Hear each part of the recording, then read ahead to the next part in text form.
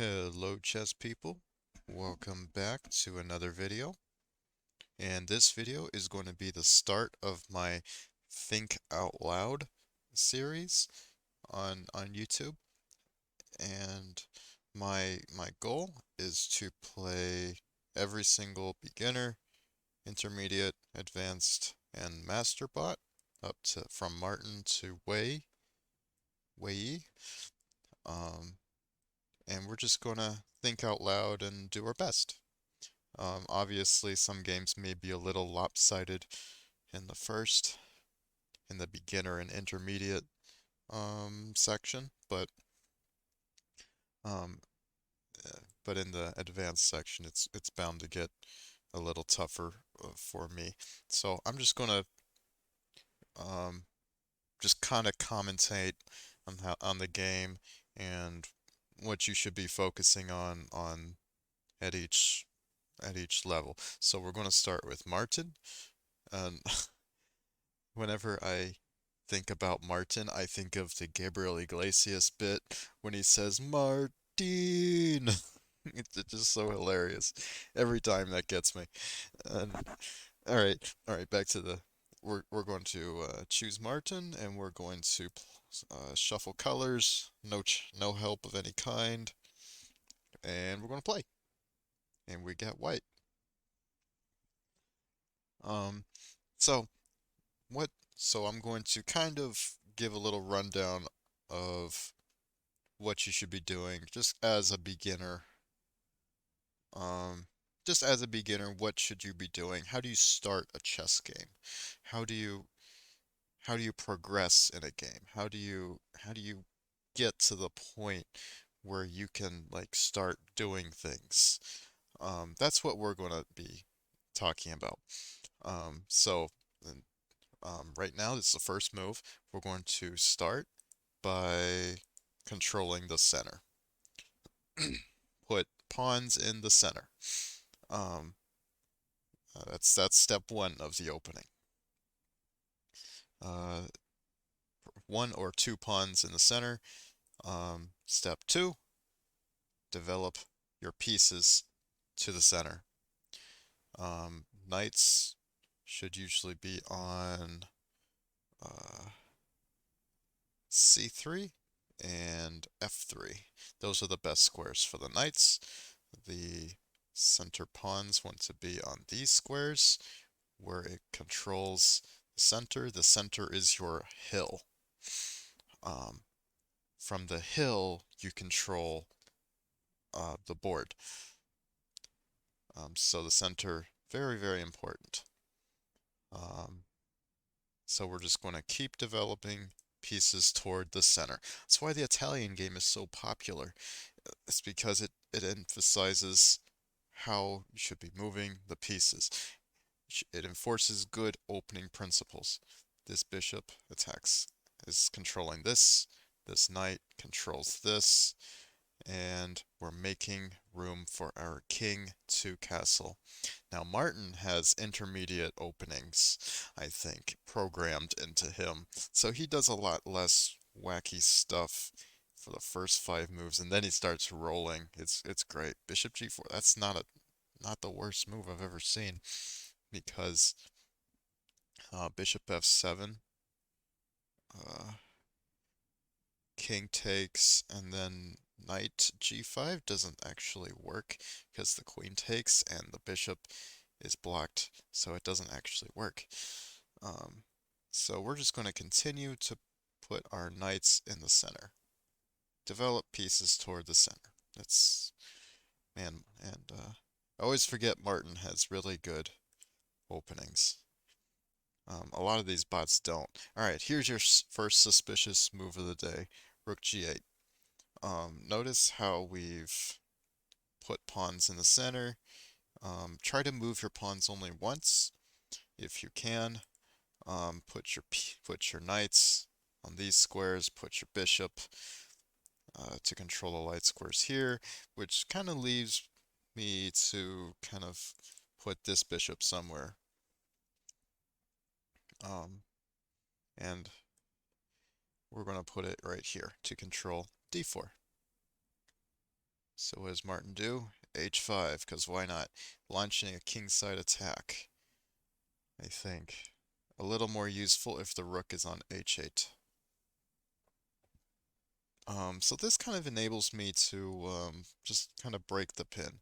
You should always, you should, you should try to question your opponent's pieces by attacking them with your pawns. And here is a well-known um, beginner fault is they don't, a lot of beginners just won't acknowledge threats. Um, See, I just moved my h3 pawn to attack the bishop, right? And then players, human and bots, will just will just leave it there. And then I go, okay, I'm just gonna capture, right? So, um, being aware of material count, a bishop is worth 3, a pawn is worth 1. So,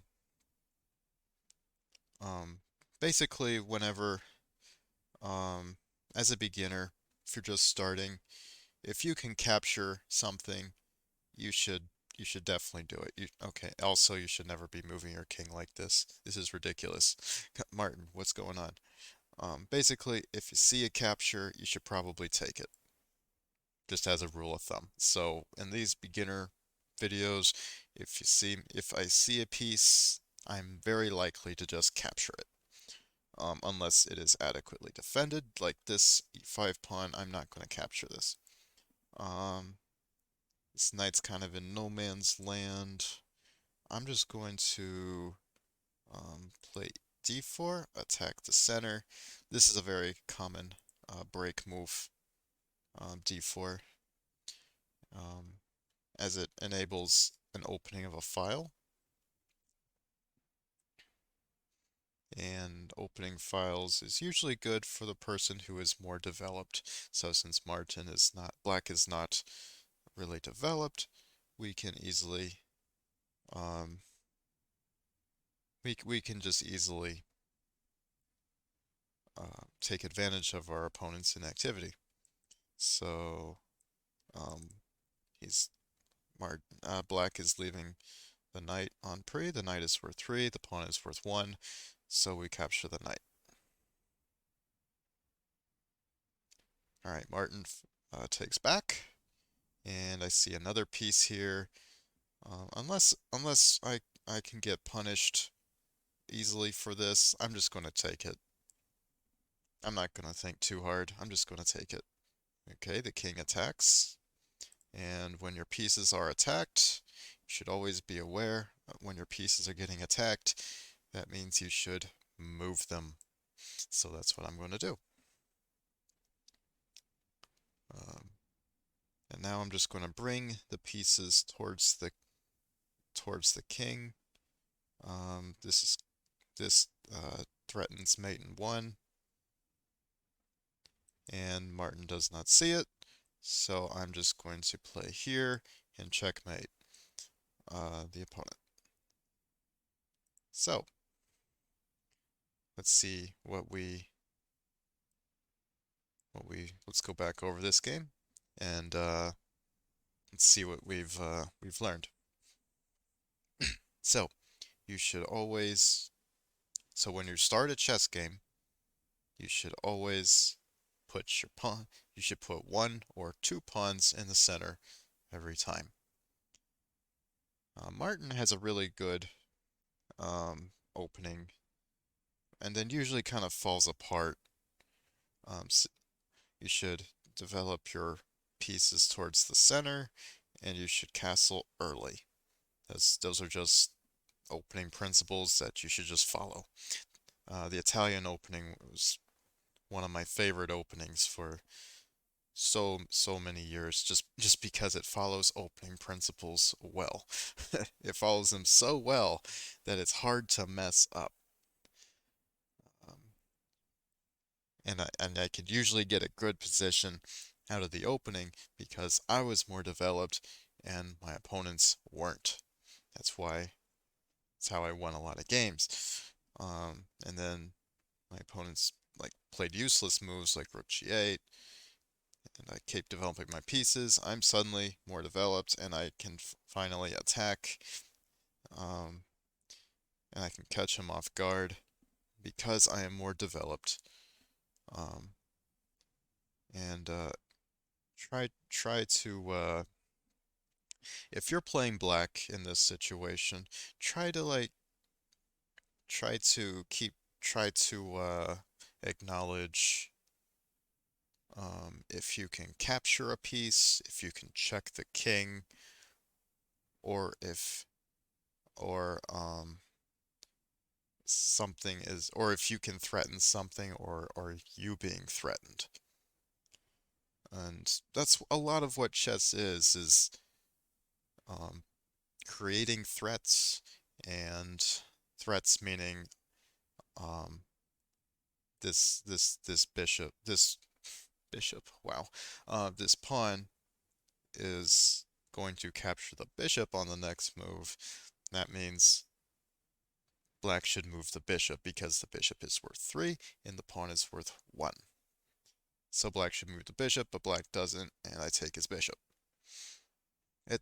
Sometimes it's that easy. You don't have to actually learn anything. You just learn good opening principles, develop towards the center, castle early, and 9 times out of 10, you're going to have a good game. And as a beginner, if you're just starting out, if you see a piece, you likely should capture it, because it's bound to be good for you if you capture it. So I break to the center, I capture a pawn because I can capture it. I capture the knight because I can capture it. He captures back. Bishop moves there. The king attacks my bishop. My bishop moves out of the way. Knight moves back.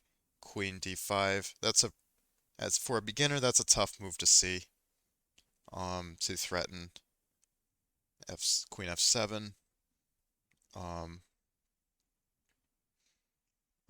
a lot of beginners, they won't look past here, or won't look past here. They kind of see this line, they just kind of draw a line, and and they just kind of have blinders for anything past that line, so they don't actually pay attention to what their opponent is doing. But if you pay attention to what your opponent is doing, that means you can kind of anticipate your opponent's moves. So that's what Queen d5 does. It anticipates um, that black's king here is just really just not doing well here, and should definitely move to here and try to run this way. But b6, save the pawn, and overlooks checkmate. So, I hope if you're a complete beginner, welcome to the game, and I hope you enjoyed this video. This is kind of like an intro of how to kind of start a chess game. How do you progress? How do you kind of checkmate? How do you get to the point where you can start doing fun stuff? Um, Basically, how do you get started? And this game is a good representation of following good opening principles, capturing pieces, and then finding a checkmate because your pieces are well placed. When your pieces are well placed, good things are bound to happen. You're going to see tactics, you'll see pieces hanging, you'll see squares you can see light scored weaknesses, or as in this game, light scored weaknesses. You can see checkmate threats. There's a lot of good things that can happen if you just develop your pieces towards the center, castle your king early, connect your rooks, and that's kind of all I have for you today. So I hope you enjoyed this video. If you liked it, please subscribe, be notified of future content, and I'll see you guys in the next video. Take care.